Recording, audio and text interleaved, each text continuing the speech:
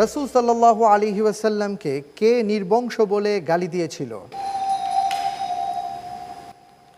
আমরা দেখতে পাচ্ছি রবিউল হাসান, আপনি প্রথমে বাজার প্রেস করেছেন। সবচেয়ে গ্রহণযোগ্য যে মত সেটি হলো রাসূল সাল্লাল্লাহু আলাইহি ওয়াসাল্লামকে আফতার বলে গালি দিয়েছিল আস ইবনে ওয়াইল। কেউ চ্যালেঞ্জ করতে চান? চ্যালেঞ্জ করার জন্য প্রথমে আপনি বাজার প্রেস করেছেন। আরিফ ভাই? উত্তরটি হলো আবু লাহাবের ছেলে উতবা। আবু লাহাবের ছেলে উতবা। উতবা।